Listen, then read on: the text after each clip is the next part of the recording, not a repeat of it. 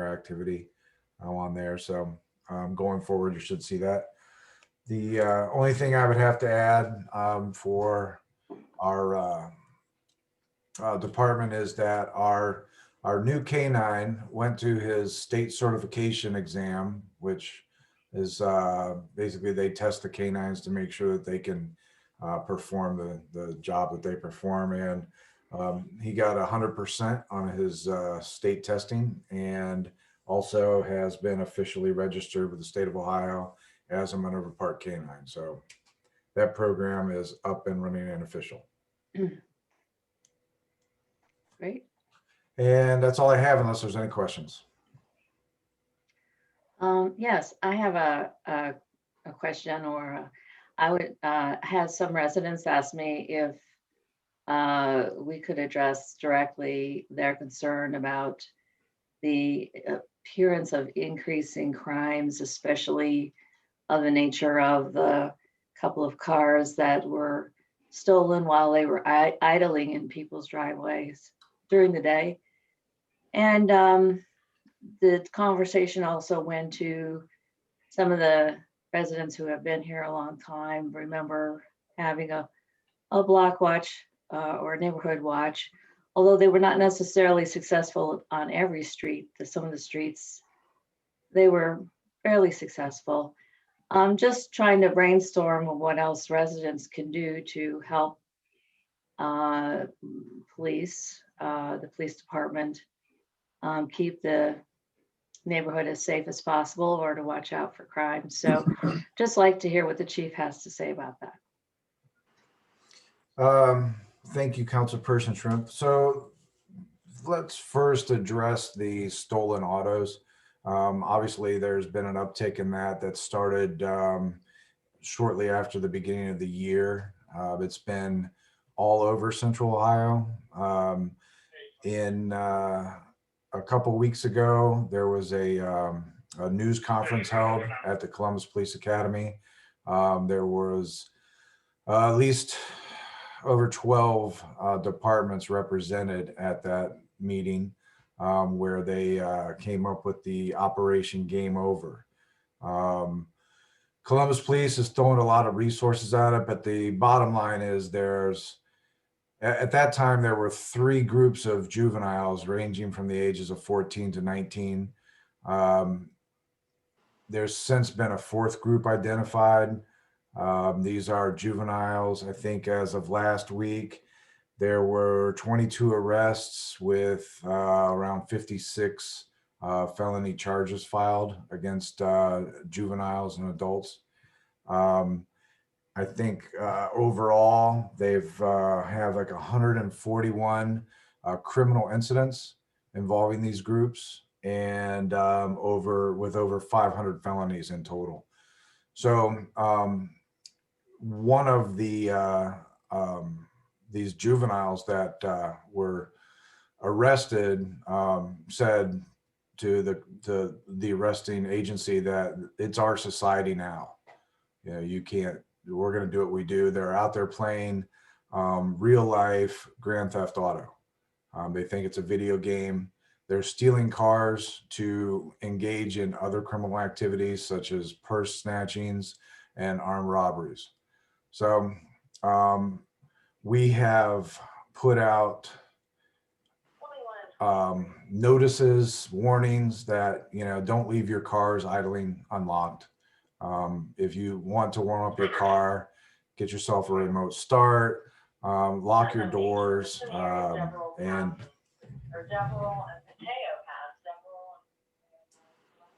sorry about that. Lock your doors in your cars when you're at night. I mean, it's simple as just preventing the theft. If these people go up and try a car door and it's locked, they move on. So that's kind of the message that we've been putting out since winter arrived. Was, don't leave your car idling in your driveway unattended. Um, Additionally, if you do, that's that's potentially a criminal offense on the person that left their car running. So it's a bad situation. Right now, we've got, like I said, over a dozen Central Ohio agencies There's a lot of kids, juveniles that have been identified in these groups, and everybody's working toward, getting them to stop. It was on all the major news networks, Channel 4, 6, and 10, Fox 28, where they were telling everybody about it. I think we've had it out on Facebook several times, and trying to get the message out there. But people have to kind of help us to eliminate those opportunities for these thefts to occur. So in the mornings, our officers have been trying to heavily patrol those areas where these thefts are occurring, and trying to look for these vehicles with a group of juveniles in it, because they usually ride about 4 or 5 people to a vehicle. They'll steal a vehicle, drive it to another area where they steal another vehicle, and they just kind of leapfrog around. And then they engage in like more serious crimes. There was an 82-year-old woman that was thrown to the ground because they stole her purse. There was a middle-aged woman that was nearly run over trying to stop them from stealing her car. So it's pretty heinous, the actions that these kids are engaged in. So that's to address the vehicle thefts. As far as block watches go, Alder Vista had a really strong block watch group. I think there was some interest in some other areas of perhaps starting one. We'd be happy to assist with that. It's pretty easy. You need a block watch organizer. We'll assign an officer to assist with them. And it's basically, we meet like once a month with that block watch group. They can meet many times. And we just give them what's trending, what's happening, what to look for, how to keep their homes more secure, and be a liaison with the department and that group. Okay, that's good to know. Do you think that something like that, like a watch or something would work with these routine reports of people feeling that they're walking on the right side of the road, but they're getting close to being run over by a car? And especially now that it's nicer weather, more walkers, I'm sure. I know that when it's very difficult when you're freaking out and jumping out of the way to possibly get a license plate. It's possible, but difficult. But do you have any other ideas? I mean, besides jumping out of the way, in terms of ways we could work on this problem? I have no idea what effect a block watch would have over the behavior of people driving through the village. I'm pretty certain that the people that live here are kind of considerate. There's so many distractions now involving drivers, that if they're driving down the road and they take a second to read that text, they could strike a pedestrian. It's incumbent on all drivers to pay attention to the road, what they're doing, and treat each other courtesy. We all know that if you drive around Columbus, that doesn't happen always. I think my biggest pet peeve is nobody knows how a four-way stop works. You come to a four-way stop, and everybody starts looking at each other, and then finally somebody just goes and darts out in front of everybody else because we all hesitated. So Yes. It's just a matter of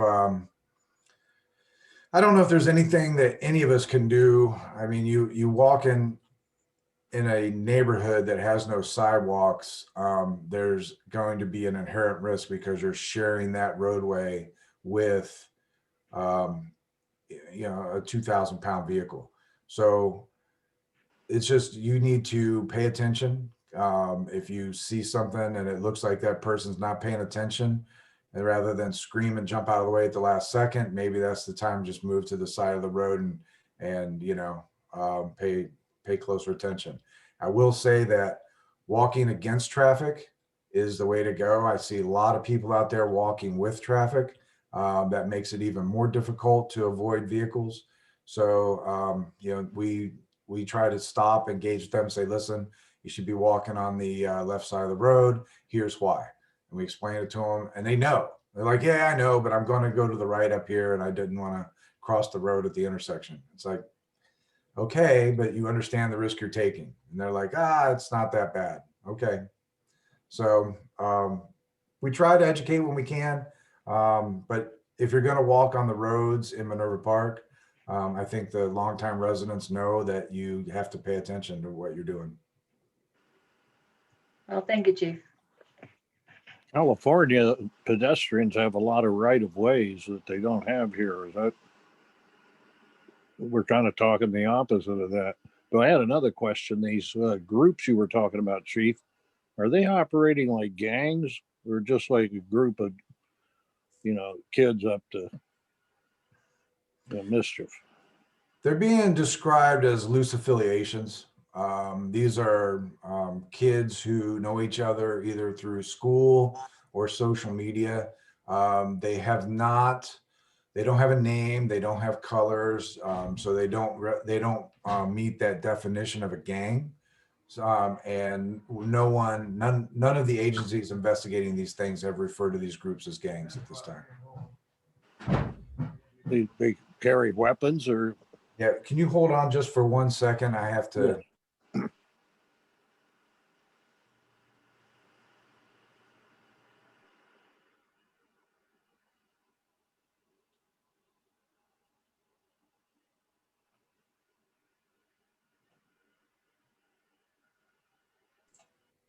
All right, am I back? Yes. Yes, you are. Sorry about that. So yeah, go on, sir. What was your question? Well, I was just going to inquire about whether these groups are, a lot of them carrying weapons. So there have been violent acts. I don't think any of them have been involving with weapons. There may be one or two with armed robberies that have occurred, but I don't think they're not associated. Weapons is not a big part of any of this. It seems to be just physical violence, throwing people to the ground, purse snatchings, that type of activity. Thank you.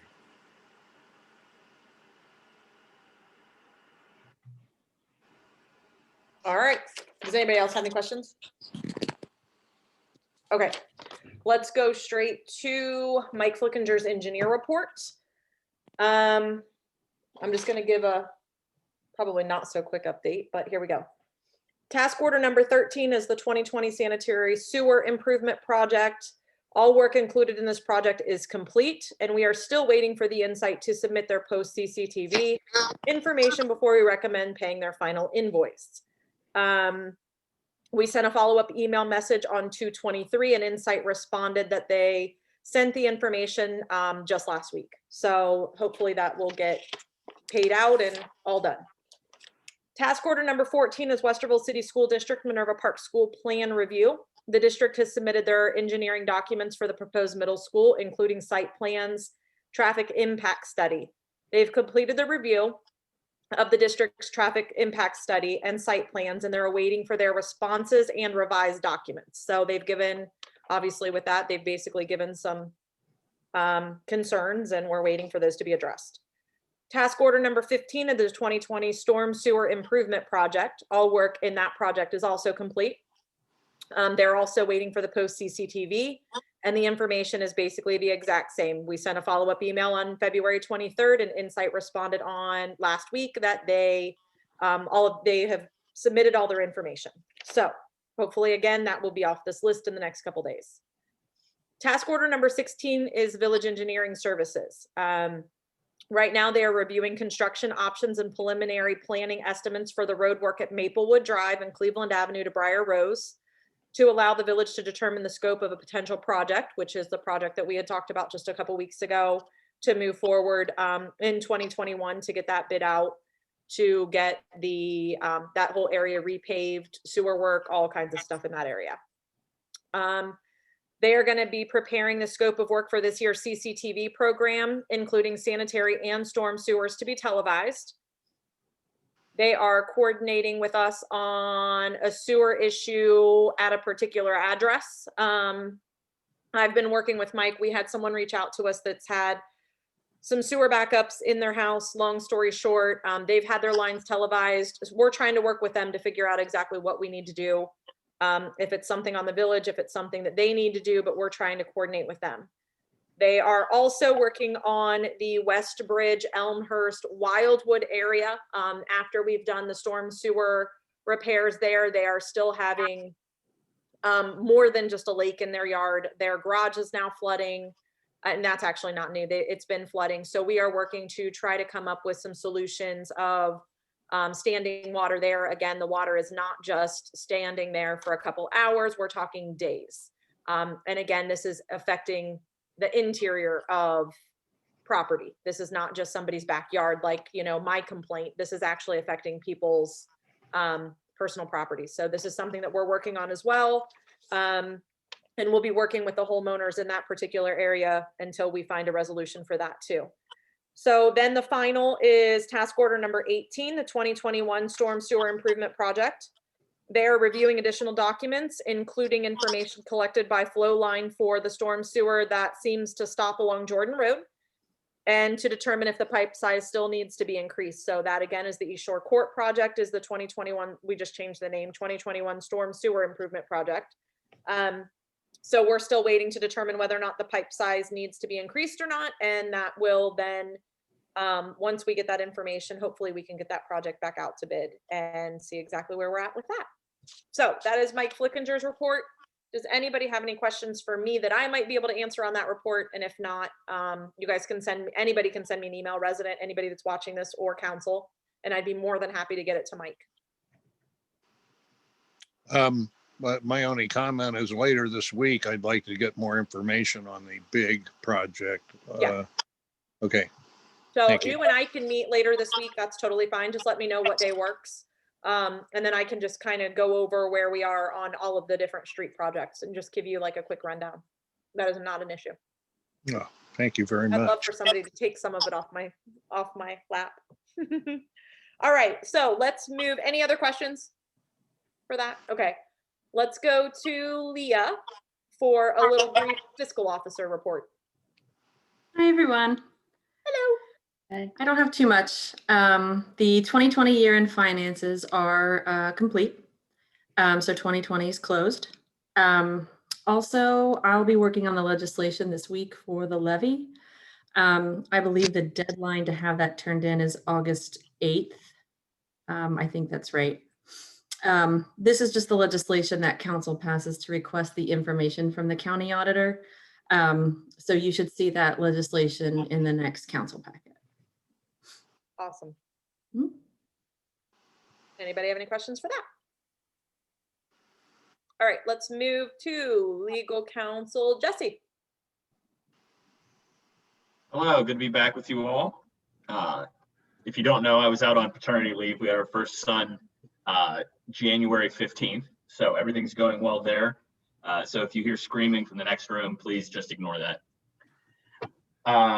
Nothing to report. I've been working with Eric on several minor issues while I was out, but looking forward to get going on that with him. I know there were some questions raised last week about the TIF agreement. So I'm digging through all of our paperwork on that and getting our TIF expert at our office in touch with Kim and the mayor and Leah, so we can, answer your questions. I'm looking over my notes. I think that was it. We just have a couple outstanding issues with MI that we're going to wrap up, and that's it. So good to be back. Thank you. Does anybody have Sure. any questions for Jesse? All right, Tony, you're up, planning and zoning. Well, we had another discussion about green space planning. Really didn't come to any decisions, except that we are going to get together in 2 weeks and take a look at the area around it's a wolf birch. And there's a big pond there, and there's some discussions about maybe putting a path around that, and then some other, I guess we'll call it an activity area nearby there. So really, like I said, there hasn't been anything decided yet in the last meeting, and we'll have more to report back when we get together and take a look at this we're going to go look at the site and come up with a plan for that area. And that's all I have to report on planning and zoning. Awesome. Any questions? See, you answered. Yeah, you said it for me. Does anybody have any questions? Yeah, Eric, have you been kidnapped? Are you in a basement? No, sir. That's good. No, I'm up in my kind of loft area. It's just dark behind me, lights in the front. So that's how it Okay. works up here. Just checking on your safety. Thank you. That was actually pretty cute. All right, well, we were about to find out. All right, so if there's nothing for planning and zoning, let's move straight to Eric to give his report. Thank you, Mayor, members of council. Just follow up on what Tony said. We did have we had a good discussion. It involved the phase 3 lake over there around Yellow Finch, Black Sycamore area. And then we'll continue with that, as well as amphitheater discussion and continuance with the review of how to proceed forward and present to you best way to get that $100,000 out of the state, which has already been allotted. We just have to finish our application on that area. The only two other major items to discuss, Jesse touched on it. We are waiting, Mike actually is waiting from EMH&T, which is MI's engineer, to send forward a plan concerning the mound that Tony brought up some months back. It has to meet the grading plan for the section 7 there, phase 7 and 6 overall, meet the plan. And then, we can put it in front of you to accept all of the stuff. Maybe some other options. I'll discuss that with Jesse going forward, but we'll get some options back to you. And then we expect to see Westerville schools, the middle school has to come back before council.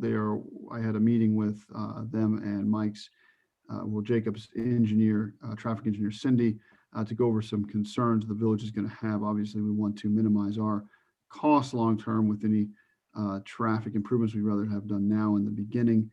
Don't want to deal with issues later. So our engineers and myself are dealing with them on that, and they're working on a plan to present to you, and it will be in front of council for a review, traffic and parking. That's all I have. Any questions? So on the traffic and parking, is that part of the chatter on the Facebook about using the pool parking lot and access to the Hawthorne athletic field they're going to build it? All that sort of thing? I think that's I have not seen that, but that what would make sense to me there is that would be that'll be an excellent residential rumor on how a proposal would work between the areas. I hadn't thought of that. That's actually a good idea. Quite frankly, that wasn't in their plan. They've submitted nothing in regards to that yet. That's the next phase of how the middle school facilities are going to be housed behind Hawthorne. They will be adjacent to the pool area. So that's an interesting thought. I'll have to look at that. Well, if you do, not that people are for it, but at least if it got it paved for us without cost, that wouldn't be too bad. Understood. But can you just what are the entrances for the middle school? What will they be? Will they be just off of Farview as well? Correct. There will be two. There's an entrance, two entrances, and a primary exit, which involves a combination of the bus and traffic from the parent drop-off will kind of intercede together before it goes back out on Farview. The primary issue here has to do with left turn lanes. We want to make sure that those are handled safely. You're going to have a decent amount of traffic for those of us who are parents and driven children to drop off and pickup points. It can be a bit of a cluster, a hot mess at times, and we want to minimize that issue with the parents with the best design possible, and the school takes that seriously, and so they're proceeding with a design review to get back to us based on the engineers' comments, our engineers. Okay, and then when I was walking on, I guess it's Farview, with the elementary school, they put up is that a temporary or permanent, that little driveway they put between the two houses on that street? I'll be honest, Diane, I'm not familiar with that one. We'll have to Hang go on. over it. Is it further down? Yeah, further down. That's actually the main, that's one of the turnarounds that Okay, I haven't seen that it was done. I was just over there today and now I wish I would have gone. But yes, there is a drive between two houses that has been on the plan. I'm assuming, Eric, that's what she's you're talking about. talking about the elementary school. Elementary school, The right? new I elementary switched. school. I was confused. I thought it was Hawthorne we're talking about for a second there. Yes. That is on the plan. That is an exit only for staff, cars, no buses will come out of there. An emergency exit for fire. And I guess, and you're saying that the people who bought those two houses knew that was going to happen, right? They I'm should have gonna- known that. It was on the plan and it was Yeah. a piece between their properties, but you know, Wow. I'm gonna agree with Eric. It's been on the plans. If they weren't aware, that would be between them and their realtor or MI, but it has been on the plan. It It is just, not it didn't seem like, when I walked by and looked at it, I mean, it was all right, but there wasn't a lot of space Oh, I said the same thing. between is- that road it and is the, exit only. It's only for people to go out. It can be used by fire engines to go in an emergency or emergency service. That's it. and it's not exiting for, it's basically not exiting for buses. No. And, but it could be used by teachers and, It's only for an exit only.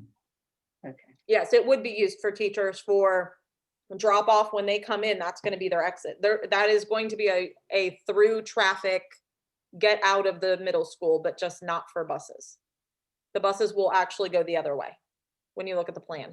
Buses have a circle. They, Okay. they They have go a in and circle. out the same exit and entrance. Okay, Correct. well, lovely. Okay, thanks. I wanted to, before we moved on, I didn't get a chance to say to Jesse, there was one thing we talked about, I had to look it up, was about the utilities. We weren't quite done. Is Jesse still on? Oh, there you are. Yes. About the utility, we moved the money over, but we still hadn't worked out the split on the utility bill. The water split, I think it was moving funds to storm sewer. Is that what you're talking about, Diane? That's actually been brought back up. If that is what we're talking about, that's been brought back up to Mike Flickinger. I had sent him an email and we're gonna begin working back on that. So I don't know if Jesse's even aware of It's it not yet. even- 'Cause we're not okay. back to him Correct. yet. Okay. Correct.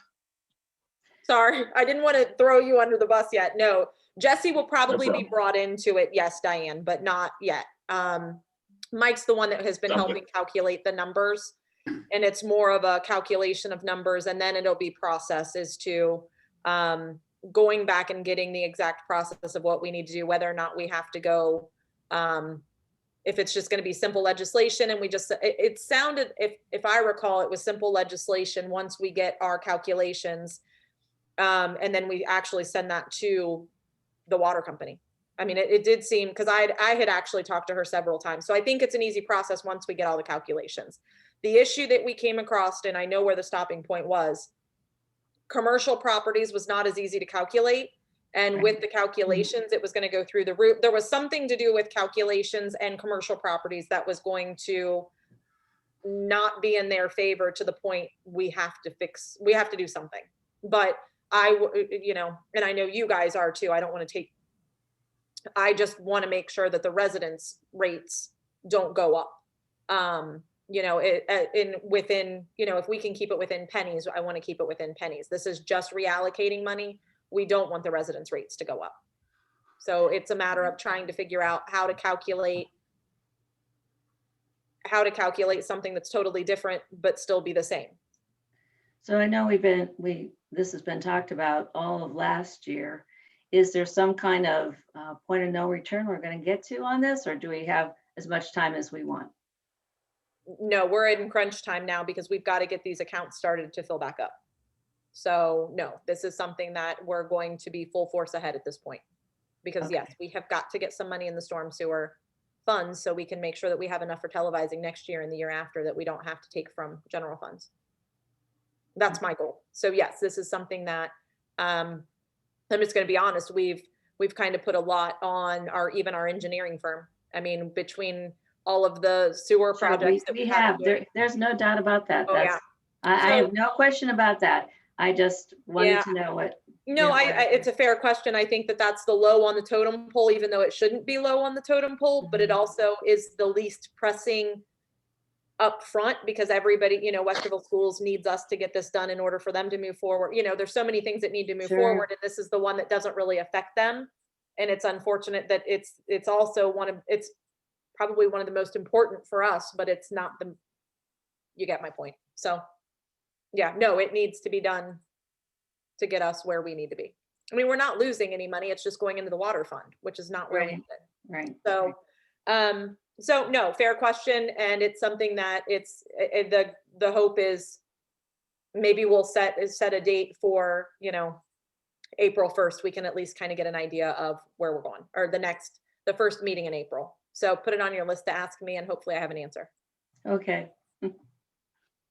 All right, let's move. If nobody else has any questions for Eric, but if you do, anybody, speak now, forever hold your peace. Okay, let's go to MPCA. I know we kind of went back and forth and I did not take you off of there, Diane, and that's my own fault today because I did fix the other thing on there. And to be honest, I couldn't remember if we were putting David or Mark or who we were putting on there, so we didn't fix anything. Well, I don't, David, did you attend the last MPCA meeting?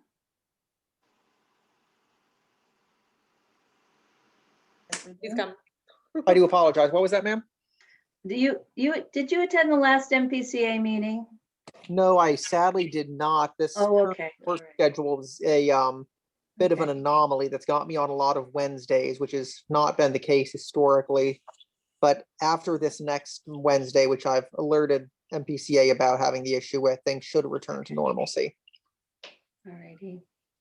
So sadly, I was in email communication with them as of today, but Okay. anything more intimate than that, no. Yeah, and we had talked about, in the last meeting, we said if David, wouldn't I back him up? But I'm not sure if Mark is also ready because he had volunteered to do it as well. But it was a pretty straightforward meeting with the normal treasurer's report, and the different chairs that were available spoke up.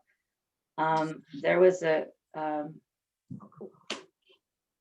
good bit of times talked about the newsletter and the fact that and also the directory and the different costs of both. I'm looking forward to the meeting on Wednesday. People were going to go back and do research on the numbers. And this Wednesday, we should be able to hopefully put that to bed in terms of the budget, because there were a few things outstanding. And as far as the activities, they were in the newsletter. The big one is the Easter, or the bunny, the egg extravaganza. And that was detailed in the newsletter. So it's also, of course, I imagine on the website. So although Sarah does a lot of her posting on Facebook, and I know she's posted several times on Facebook. So that's the big event for MPCA for this month. Yes, I've seen some of the posts. They're cute. Okay. Anything else with them? Well, that's it. Yeah, I think we're all anxious to see what's going to happen hopefully we'll have some answers on Wednesday, how that moves forward. Yeah. Okay. Let's go to me. I'm going to make this short and sweet. We've been getting prices. You guys are all aware of this for the walkway path. I'm just waiting for the second one. I'll give you guys a couple.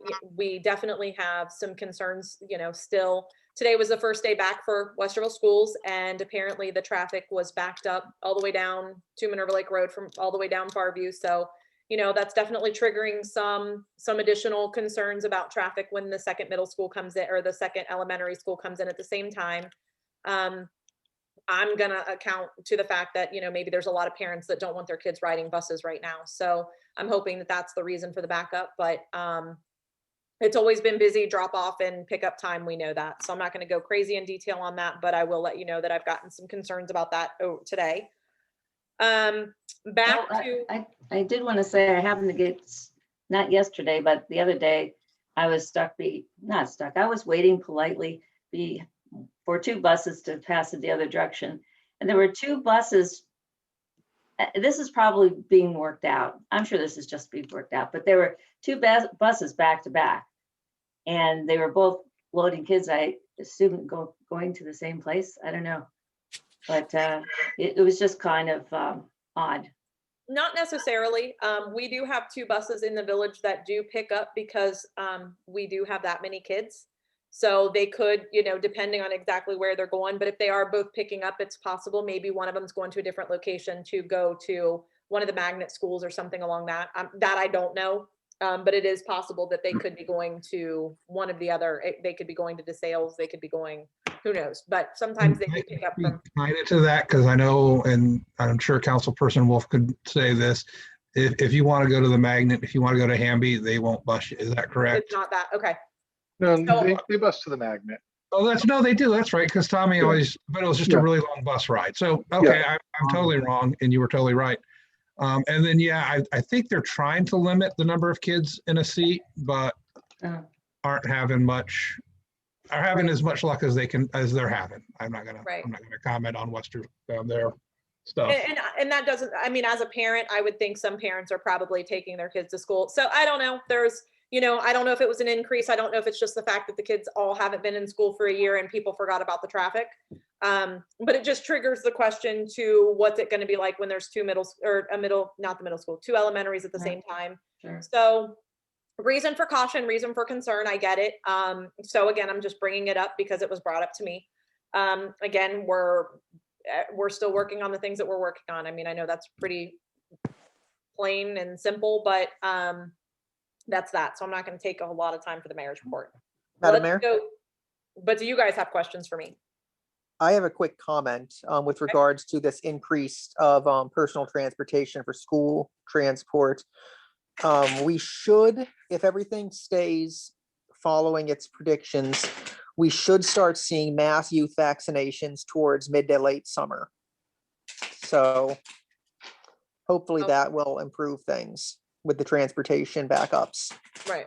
Well, we'll see how all that goes. I know today they announced 50 and over. So I feel like, Yep. if you want one, we're- you're going we to are be able to get making- one. We in the are next making month. phenomenal progress. Right. So I don't see how it's midsummer because I feel like if you want one, you're gonna be able to get it by the end of the month. I mean, Well, we're I would hope so. He meant the kids.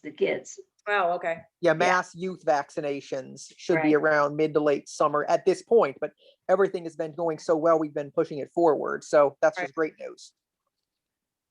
So hopefully they'll get some, who knows? So, let's go to you, David, community. Yes. Well, Madam Mayor, members of the council and community, it is not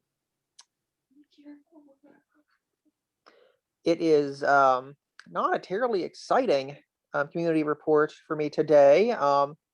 I have just shot an email towards MPCA on how we can best coordinate to make our summer celebration of the diversity in our village effective, what they think it should look like, what our people think it should look like. It's going to be the first major thing that I've tried to help set up, but it seems like we have some excellent resources and we may even end up combining or adding on to already existing stuff. Again, it's all very preliminary and I don't have any concrete ideas yet, but I'm seeking out and would love to hear what people think a celebration of diversity should look like this summer. What is that date again, Dave?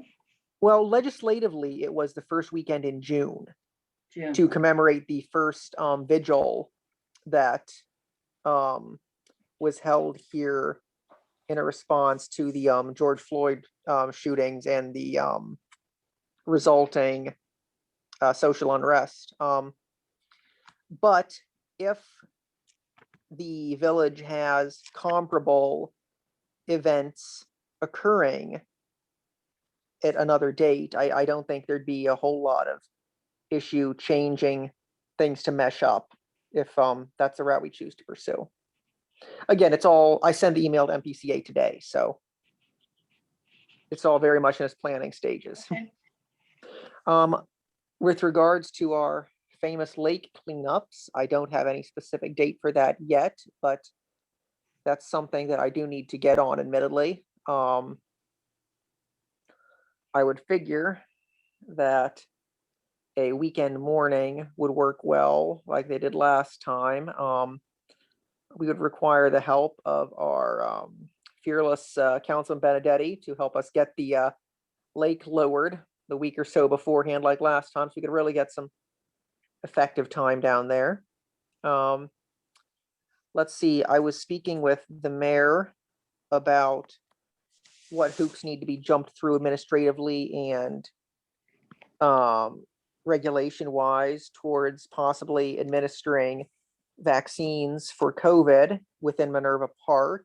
As a registered nurse, I would volunteer to try to get that set up, or coordinated with other healthcare workers in the community who would be interested. Again, that's all still in its very much planning stages. I have not heard anything back about the ins and outs of doing that, but those are the three major things that I've been focused on. I do not have a community committee meeting date set as of this time. Do any of my fellow members of the community committee or any members of the council or general public present here have any questions or desires for a meeting to be scheduled for the discussion of anything in particular?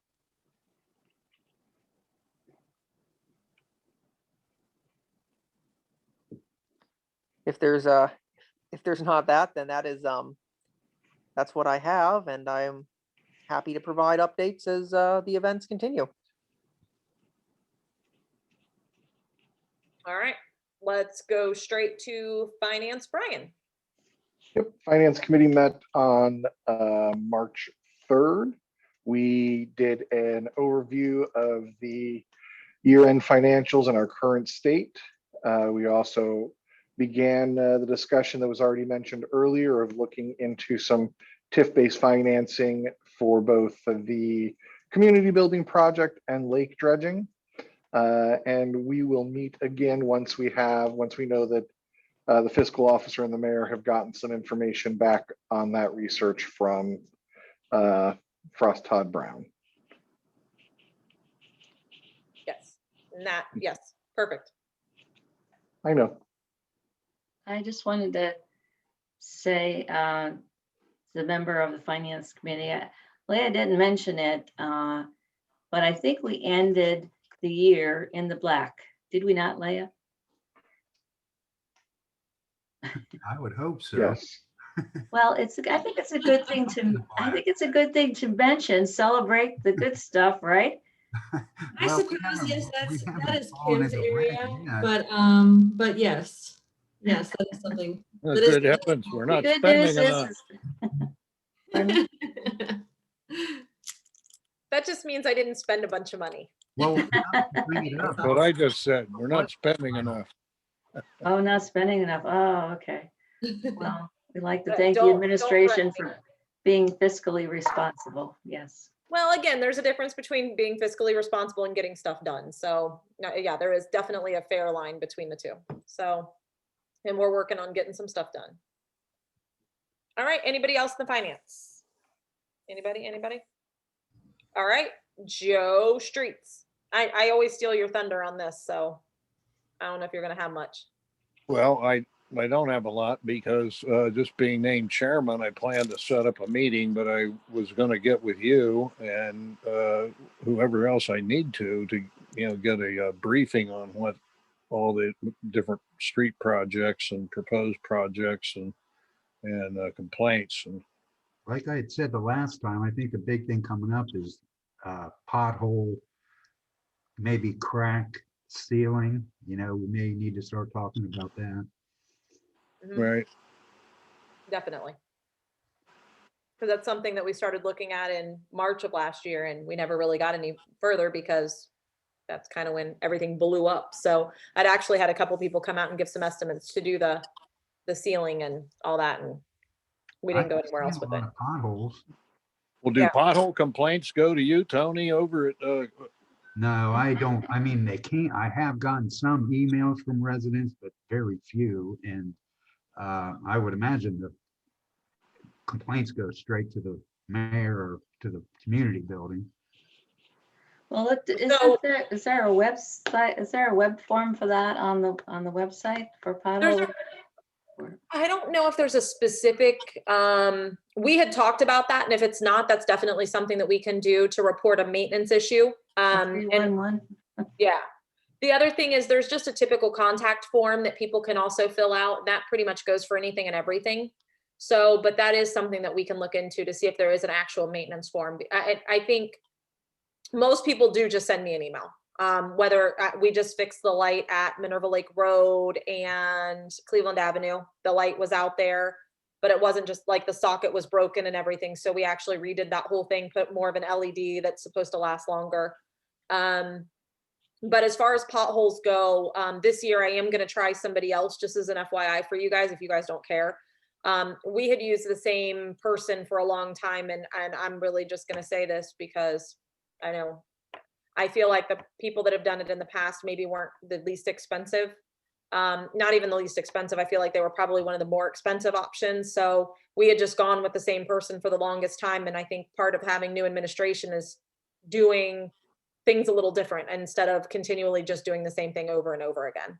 So I've reached out to some people to fill potholes, and the person that gave me the estimate for the path, I had talked to him and he told me that he gave me a roundabout of what we should be paying, and it's nowhere near what we paid last year. So I'm going to try to give him a shot this year and see what happens, and hopefully it works out. So just as an FYI. Yeah, because the last group, we probably got what we paid for then with the last group, because it's not great. Well, and it was over $1,500. Yeah, And that was yeah, this person said it shouldn't be anywhere near there. okay. So, so we're going to try it. We're going to see what happens, and hopefully we can get those done. We like to try to do them towards the end of this month, just because again, if it freezes again, but I personally do not have one pothole emailed to me, or that this is the first time ever. I don't have one. So, and to be honest, I went and walked earlier. I didn't even see any. So Tony, send those over. Joe's technically the one in charge of those now. So either send them to me and Joe, and him and I can coordinate on it. Well, I haven't heard anything either, and I Not this haven't year, seen okay. any either, to be honest with you. I haven't Like seen I any. said, the one thing that I see that may be coming up is more the crack filling. I do too. So anybody that does have potholes, sees potholes, start getting those over. Usually it's from cold, hot. So maybe in the next week or two, we might start seeing some, but as of right now, I have not personally received any complaints. So as you guys are out walking, just let me know. The officers do typically report them too, just as an FYI, because they're out on the streets all the time. So if we see or hear anything from them, we'll also get it done.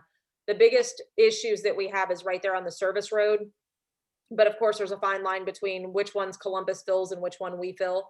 Right there at Farview and right there at the service road. Part of that is ours and part of it's not. And so we'll deal with that this year. All right, let's go to Diane, communications. Okay. We did have a communications meeting, and I do want to have another communications meeting soon in the month of March, definitely. And we discussed, the topic was the newsletter and communications and how that was going. And, of course, we have a combined effort with the village and the MPCA for the newsletter. And we were talking about additional ways of communicating, possibly with proactive email and also texting. So we'll be, the next communication meeting, we should be finalizing whatever we feel is going to do the best job for those kinds of communications. And so, and that was basically the sum of the meeting. And again, we're ready to schedule another one and look at some possible software tools that will help us with various forms of communication. I have to say with the directory I'm working on with the MPCA that it takes multiple ways to communicate with people. We had people are saying whether they want a printed or a paper directory or want one at all. And we have the people emailing, we have people calling, we have people putting notes in the mailbox, the MPCA mailbox. So we have all kinds of ways that people wrap it can up feedback eventually. to us, Or you which call is, it. which is great. So, but that's my report.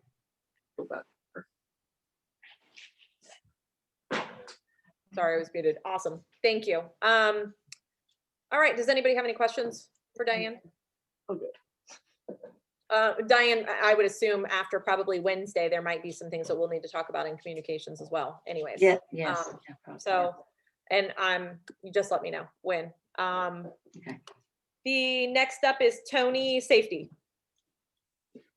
Well, I haven't had I've had my assignment changed, so I haven't had a meeting yet, so I really don't think there's anything to report, Brian. There wasn't anything from the last meeting either, so I don't know that there's really anything pressing for us to have a meeting, to be honest with you. If anybody can think of a reason, let me know. Will do. Will do. Okay. Anybody got any questions for safety, or does anybody have anything for Tony at this point? Speak now. All right. Got his hand up. Chief has his hand up. Oh, I can't see him. Well, he does. I guess I only get top 3. Okay, Chief, what's up? Thanks. Mr. Benedetti, I would appreciate if we could set up a meeting. There's a few things I'd like to propose to Safety Committee as far as some equipment that I've been discussing with the mayor.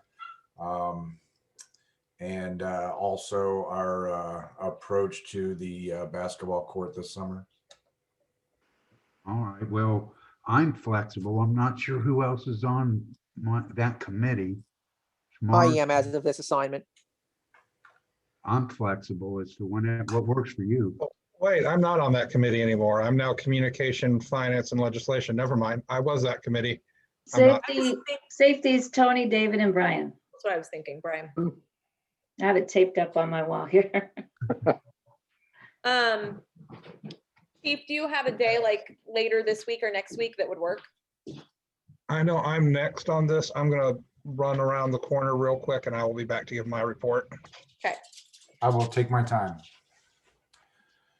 Looking at my schedule, if we want to meet this week, next week's actually better. I'm out of the office on Wednesday. Thursday or Friday would be good. Next Tuesday or Wednesday at typically we've been meeting at 5 p.m. Does that work for everyone? Yeah. Tuesday, Wednesdays are ideal in my case. Do you want to go for like Tuesday the 16th at 5 p.m.? Works for me. Yeah, that's fine. Tuesday, the 16th at 5 p.m. Okay. And I will Thank let Lisa know tomorrow.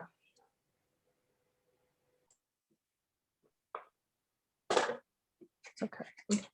Okay, perfect. All right, let's move to legislation. Mark, if you're back, if not, we will wait till you come back. We know you're getting something. Here There he is. is. You. There he is. I just had to use it, as the elementary kids say. So we have not had a legislation meeting since our last council, so I don't have anything to go over there. I guess we're straight into reading things unless anyone has any questions. We do have another one scheduled already. It is for the 22nd at 6 o'clock.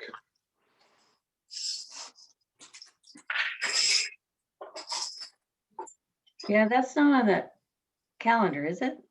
I thought I looked at the calendar. It's written on my tiny calendar, so unless I just hallucinated it, I think. that Yeah, should- it's on the calendar. Is- Okay. It's on the public calendar. I can look and see if it's on our, if the invitation has been sent out for it yet, but it's on the one that's on the website. Website? Oh. I guess it- But for sorry, I missed Yeah. that, for legislation?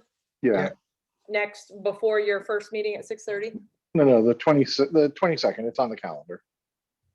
Oh, okay, it just, I did the shortcut view and it wasn't, it's not showing up yet, which is fine. It's, I had to have to open up the calendar and I'll find it. Okay. Gotcha. All right, so I think I'm straight into reading. We have resolution 2021-03, appointment of Kimber. This is going to be our third reading, so I'll move to approval. This is, of course, our new K-9 officer. I think I referred to Kimber as a he in this one. Is Kimber a he or a she? She. He, okay. I somehow had in my head, I was thinking Kimber was the she. She is a she. She is, a she. That is correct. She. That's because of Kimberly. Yeah, that's what I thought. It should be she. Okay. She So, identifies as female. okay. In that case, I move to approve her appointment. Second, All right, let me make sure I'm on. Okay.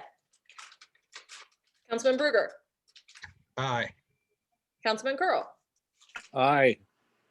Council President Wolf, aye. Councilman Benedetti, Aye. Councilperson McNamara. Well, I typically ask the chief if there've been any observed issues for human officers. Is that been the case, that there's been no issues with Ms. Kimber? Not at all. She's Well, a- in that case, she's a darling. aye. All right, and then we have Councilperson me. Shrimp. I, All right, All right, so that passed. Resolution 2021-04, Mad Scientist. This is for turning that one pond that we've talked about all the time. It's the first one you come to after you walk down by the spillway. And putting some native plants, turning it into a lily pond, getting some, hopefully some wildlife, hopefully keeping the geese out of it, I think is part of it, because the geese apparently don't like swimming through lily pads or what have you. Don't make that like a promise, but there you go. This is also the third reading, I believe. Isn't most is most of this being paid for by a grant, or what portion of it? the majority of it is being paid for by the grant as of right now. The Mad Scientist part is, I believe, 3,100 and we have 2,596. Okay, so there you go. We're more than doubling our money to beautify some of our areas. And I will move to approve that. Second, Okay, McNamara, second. Okay. it's an Councilperson- environmental thing, Brian. I'm into that. Yeah, do it. Councilperson Shrimp. yes. And the ducks will like it. The geese will not. There you go. So- All right, Council President Wolf, Aye. Councilperson Curl, Aye. Councilperson Bruger, Aye. Councilperson Benedetti, Aye.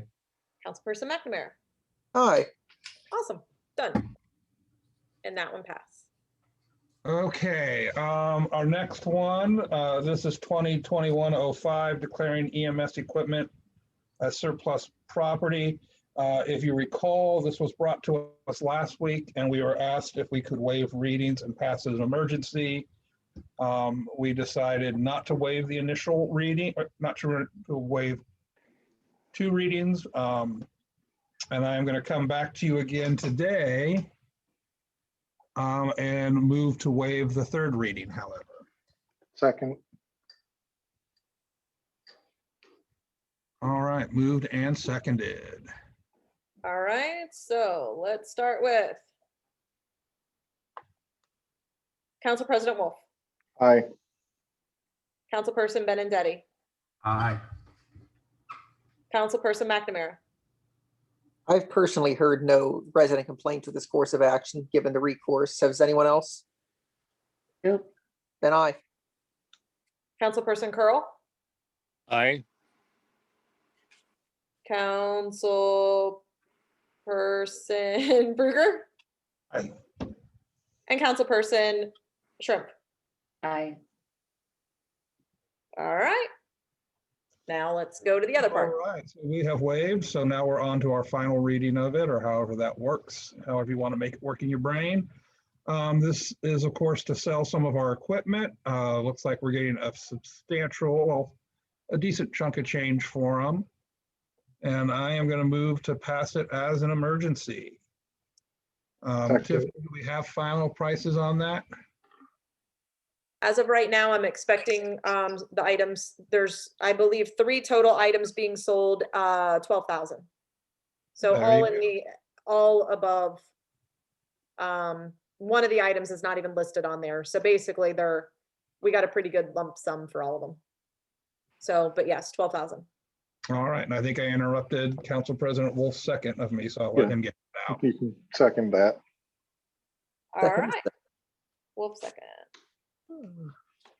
Councilperson Shrimp. Yeah, it is going in the general fund, the revenue from this. If I told you, I would be lying. I'm not sure if we're actually going to put it directly into the EMS.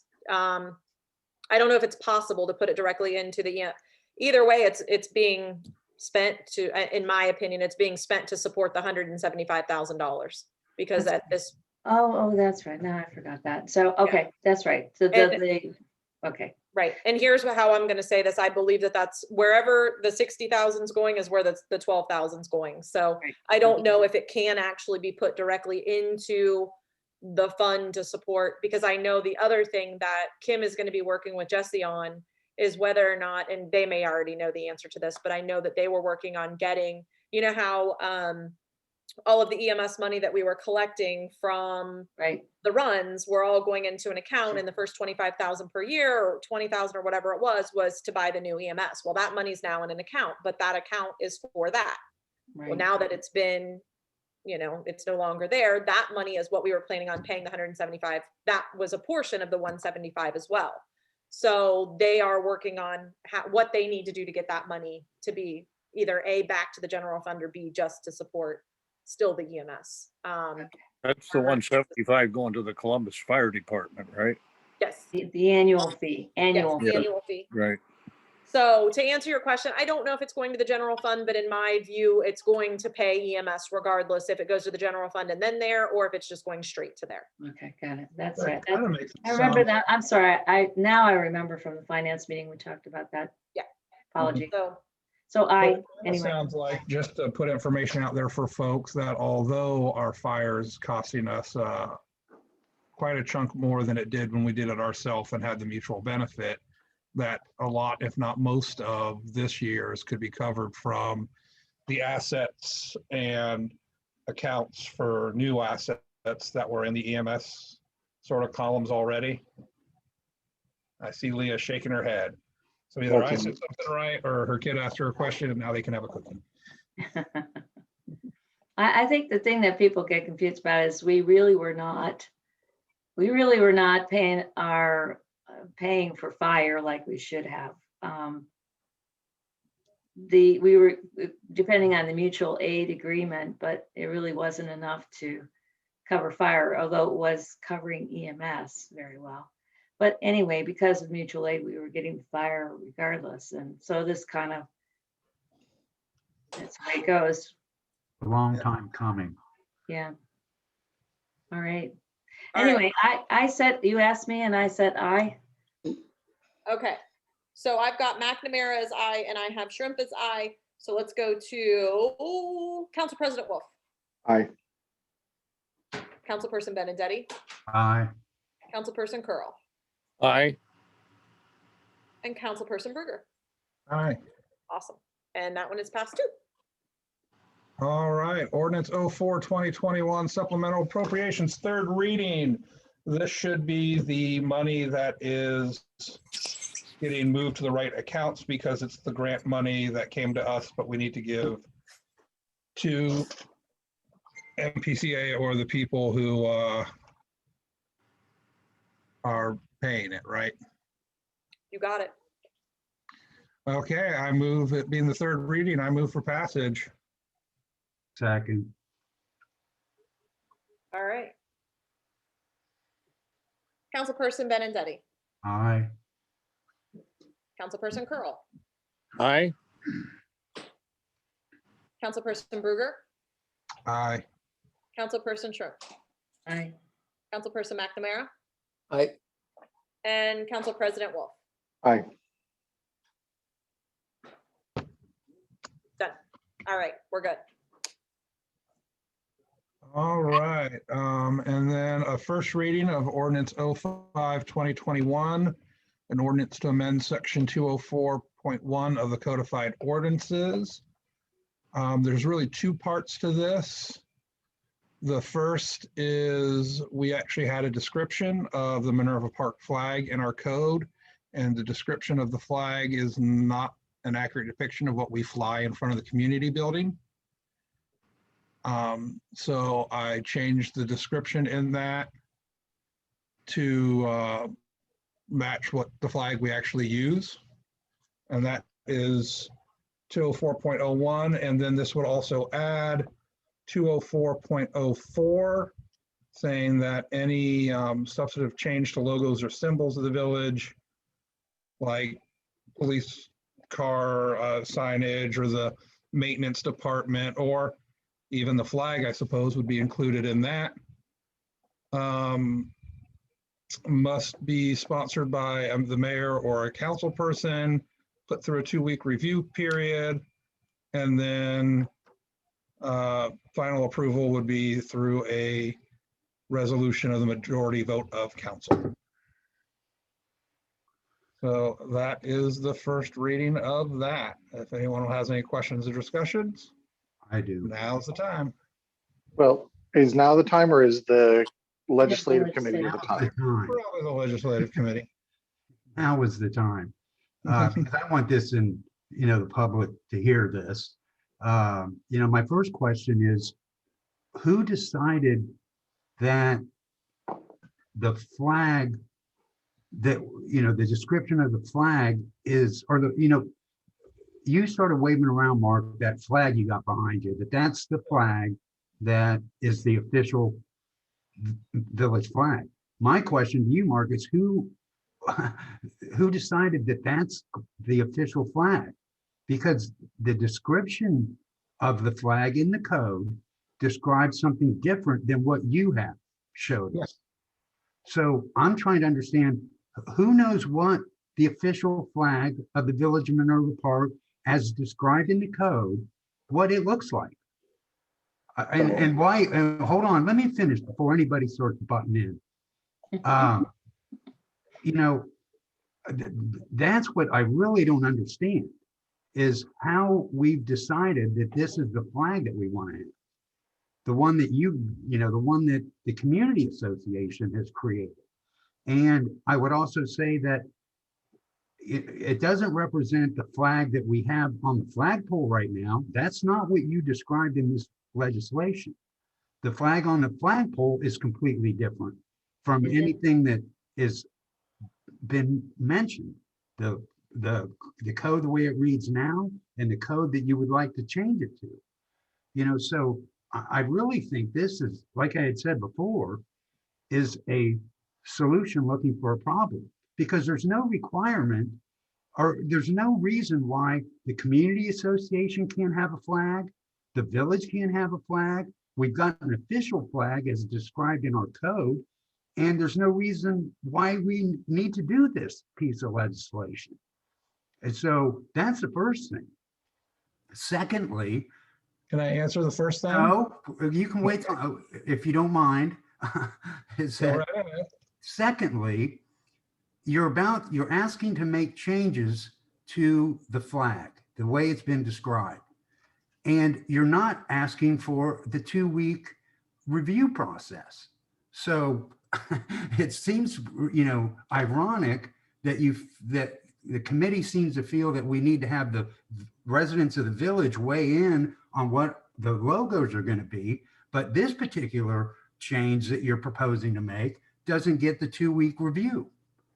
You know, so like I had said, this piece of legislation is, well, with all of the pieces of or all the parts of the code that I've mentioned that need to be addressed and fixed, for the committee to pick this one code and decide that this is what we need to work on right now is ridiculous. And I would say that the process, when you describe a 2-week review process for review and comment, you know, that needs to be described a little bit better. It is so vague and open for interpretation as to what that really means. You know, so what I'm asking is for this to be tabled until you figure out what it is we're really trying to accomplish here, because it doesn't make any sense to me. I'd like to see, first off, what does the flag that's described in the code look like? Because that's what, back in 1984, the council felt it was important enough to describe a flag, of which I have yet to ever see one that looks like the one described in the code. And again, I don't even understand why we have to change it, because there's no requirement that we fly a flag that's the official Minerva Park flag. You know, this whole thing makes no sense to me, this piece of land. And we all know why we're talking about this right now. It all has to do with the perception of the thin blue line flag, the Blue Lives Matter flag.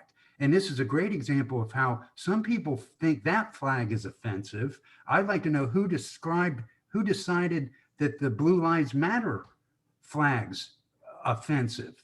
You know, there's been some internet talk about how this flag was at the protests, and that all of a sudden this the Blue Lives Matter flag now all of a sudden means something that I didn't understand, that it was taken over by the white supremacists. It wasn't until it was brought up at this part of the discussion to changing the decals. You know, so I would say, who decided that the Blue Lives Flag Matter is offensive, and who decided that we need to change the official flag of Minerva Park? We don't even know what it really looks like. What do we fly now, Tony? Don't we fly the American flag with the state of Ohio? No, there's a flag. I think I drove by there just a little while ago. I think it's got a tree on it or something. You know, the flag that's on the flagpole right now. It's not the flag that's described in this piece of legislation that we're about to pass. So there's only one flag, and it's the local flag? No, we fly the American flag, and Okay, underneath okay. it, we And that was- fly, Minerva There's Park actually flag. flags. And the American flag was the blue line flag? No, Joe, that was a different thing. But no, we fly the American flag, and underneath it, what I assumed was what we were using as our village flag. So the reason I wanted to change the ordinance is, since we are flying a flag, a presumably Minerva Park flag, in front of our community center / government agency building, that it should match, that the description of the ordinance should match it. I wasn't looking to change the flag, in my opinion, because the flag that's being flown seems to be what the village uses as their village flag. And I was trying to make the description match that. Now, if I was off on some of the describing bits, we can, I have never had a chance to take the flag down off the pole and lay it out on a table and make sure I'm describing it accurately. As I understand it, it is pretty much the same as the small flags that were made. But as I said, I haven't had a chance to see it fully unfurled or on a windy enough day to see what it looks like clearly. Can't you attach a photograph to the description? Well, show it. It's right behind you, Mark. Isn't that it up on the mantle? Yeah. The one that this is what's been described in the ordinance. Well, I was just inquiring because there is an American flag with a blue line in it. If that's what I had not heard someone objected to. But that, I believe, and maybe Chief, maybe you have, because I don't know who puts that flag up and down every day or not. I believe this is what's flying in front of the community center. I don't think so. Yeah, I'm not sure that's accurate either. That looks like the flag that's described, except I think the color's reversed. Yeah, and where the writing is, which was the main thing that I chose or changed, was because in the description, it says the writing should be white on a green field. And, you know, it was just, I mean, it says it's supposed to be a white flag, but apparently the lettering's supposed to be on the bottom. Yeah. And maybe it's like supposed to be a band or something on the bottom. I don't know. A band of green or something. I don't know. I mean, we could go and look and see if it was June 11th, 1984 that this was created. And again, I go back to well, I'm not actually trying to change the flag, Tony. Flag. I'm trying to just make the ordinance match the flag that we fly. Now, we perhaps have to get I have to get a better look at it and change the description, but that's the flag that we fly. Well, I guess So- the point Tony's making, I think, is that, and then I mean, I was careless. I didn't really go look at the flag that was flying on a pole. And I didn't read the description that was originally in the ordinance. I didn't. So it sounds like it's not the same flag. So Tony's point is that you are trying to change the flag that's in the actual flag that's in the ordinance. And the fact is the flag that's on the pole is not the original flag that's in the ordinance. So the question is maybe we should be either A, flying the original flag as described in the ordinance, or we should be having a committee to say, hey, let's decide, what are we doing? We're gonna find the original flag, or are we gonna change to the new one? I mean, technically, that's how we should look at it, I guess.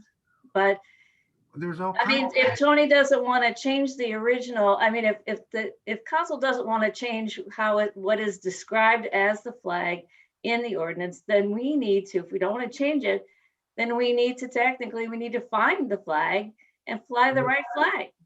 Or have one commissioned.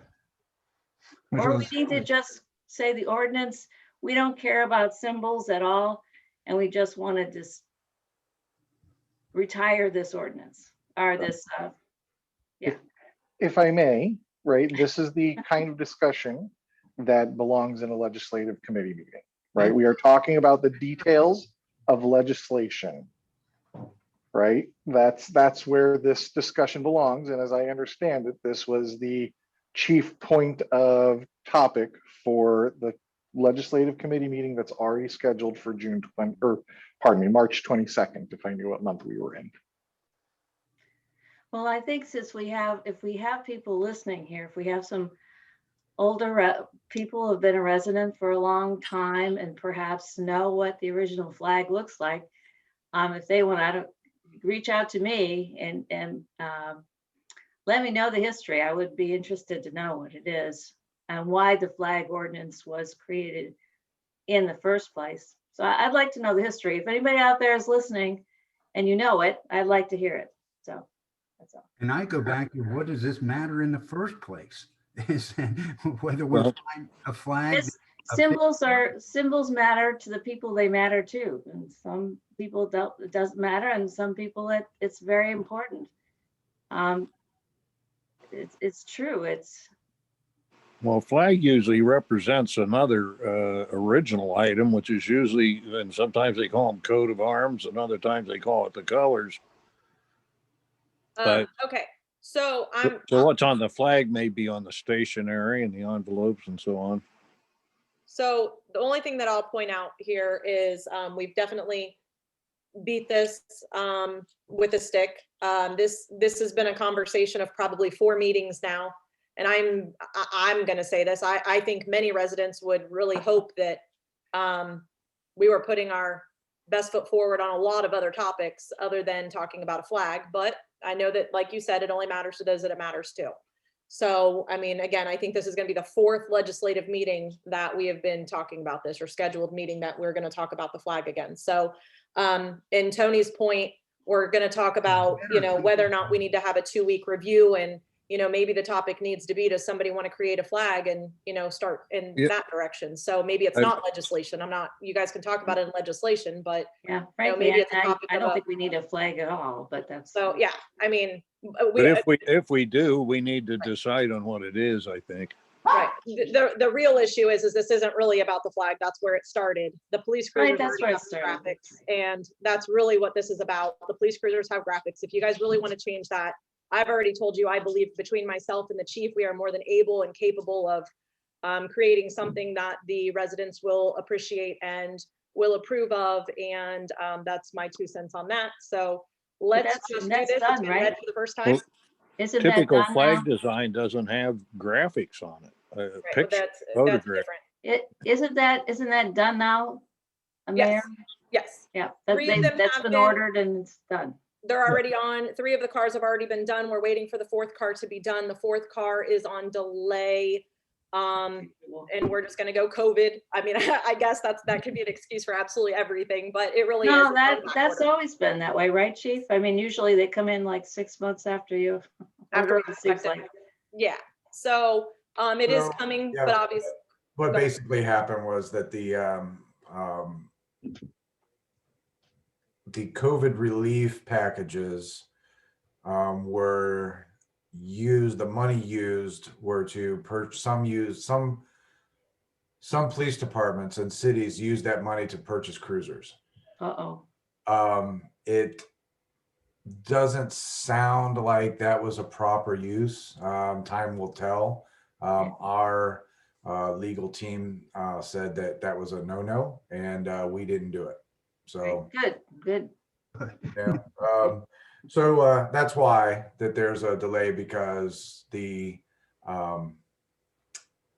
demand has distanced the supply. Well, other municipalities have bought cruisers with this, and that they've seen it as all right, but we don't. So the argument that I think they're trying to use is distancing between shifts and trying to provide sanitary environments for the officers. And Joe, they the argued problem that is some of they these argue places are that getting you in can't trouble. like wipe down the vehicles in between shifts in a short enough time to make it efficient. And so by purchasing a vehicle, and we're talking like they're purchasing a vehicle for each officer on the department, that type of use of money, not just an extra one. We're talking multiple. Yeah. So they have to make that argument. If they can't, then they'll be responsible for paying for that money. So it's kind of a risk reward thing. If they had the money to do it, they could risk it. If it works out for them, great.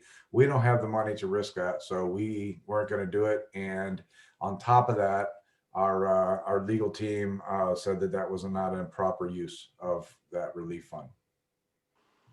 That's why. yes. Thank you. Good decision. All right, so I think that's that in a nutshell. If you guys don't mind, let's go to new business. If anybody has any new business, I have a question go for it. on the engineering report that you read at the beginning of the meeting. They were talking about televising storm sewers over the next 2 years. Does that mean that we've delayed any storm sewer repairs or projects, or is that, how's that going? Like all the way from over in Cleveland back to Northlake? Okay, so and if that was confusing, I'll explain this. So all of the sanitary sewers have been televised and we have done the repairs that needed to be repaired that were in the most dire need. We have only done storm sewers in probably less than a third of the village. We've done the storm sewers on Jordan, West Bridge, Elmhurst, Wildwoodish, and I'm not going to keep going, but you get the point. The storm sewers have not been done over in Lakewood, Alta Vista, Ponderosa, most of those areas. So the next step is to continue our CCTV in the next section of storm for the village. The next part to that is it's been about 5 years since we did Jordan Road. It could have possibly be almost 6 since we did Jordan Road. But we're getting to the point of starting all over again. So we will be in the next year or two, whether or not we start that this year.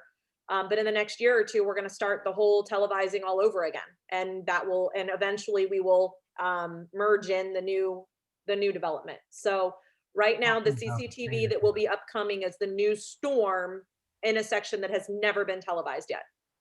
Well, do we still have our storm sewer traveling from Cleveland and partially serving the Huntington Bank Complex across Jordan that's serving the mall north of here in Columbus? All I can tell you is Columbus has been in the neighborhood for quite a while. They have been actually in my backyard. I'm going to call it my backyard, but they have actually been televising the pipe that goes behind my house, which is, we believe, theirs. They have been all over in the area. They are also working to figure out what's exactly going to alleviate all of the stormwater on Cleveland Avenue. So they are proactive in the area, and we're trying to piggyback off of them a little bit to find out exactly what's going on with some of the lines. So to answer your question, I don't know. And I don't think Columbus knows. And I think they're all trying to work on it at the same time. But the water does all flow to Northway from that area. We aren't 100% for sure if all of Huntington and all of that are coming through here or not. That is soon to be found out, probably. Okay. So yeah, I don't want to say yes because I don't know. Well, You may know more than I do. Yeah. I don't want to know. belabor the point. It's confusing as to, are these dual lines now going down Jordan where Columbus has a portion of a storm sewer of their own and we have a separate one?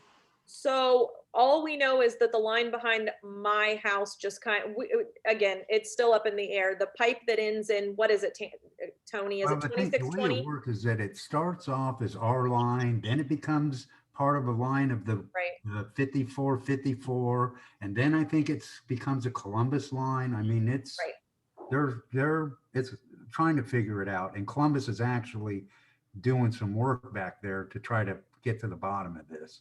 They are. Are they planning to relieve excess water? Or are they planning to add to? They're trying to figure out where their responsibility lies. Right. Because it all does end up in Northway. So here's One way or another. the easiest way to answer this question is there's flooding on Cleveland Avenue, and they're trying to stop the flooding on Cleveland Avenue. And they're trying to figure out why it's not flowing to wherever it's flowing. So, that would make me think that, yes, it's all going to North Lake. But I don't know that for sure. They're trying to find out if the apartments that are over there are actually connected somehow into those as well. And I'm talking about the ones on 161. Don't want to turn this into a street project. So Columbus is being proactive. They're trying to stop the flooding on Cleveland Avenue, and hopefully we're going to be able to piggyback with them here in the next couple of weeks to find out what's going on or what their plan is. So they plan to move more water faster down to what amounts to our problem area at the end of Jordan. We don't know that. And East Shore. As of Well, that's right where now, the water goes. no, as of right now, that line ends in 2620's yard and nobody knows where it goes. Nobody the can get the water line flows past downhill. 2620. The water still flows downhill in a pipe or not. Well, as of right now, it ends. They don't have a pipe that goes any further. That's what we're trying to say. Nobody can find where that pipe goes. And it's, according to the DI, it's not going into North Lake. That's what the issue is. Nobody can figure out where, Tony, correct me if I'm wrong, but they've put all of the dye in and it's not coming out in North Lake. No, and it's the line stops in Eddie Bell's backyard. So we don't, I would love to, say certain things, but yeah, I have no idea. So, I wish we did, but that is the moral of the story. The moral of the story is nobody knows where it's going other than they can't find the dye. Well, I just hope Mike's taking this into account because we certainly wouldn't want to size the pipe at the end of Jordan and then size the pipe for the East Shore job and then find out it's not up to capacity. And that's exactly why they're stopped where they're stopped, is to determine the pipe of the size. What did I just say? The size Pipe of the size. Okay, so let's go to some The old flag of the business. wave. Whichever way. Let's go to old business. Does anybody have any old business? All right. Brian, this is you. Move to adjourn. Good night, guys. Bye. Aye. Aye.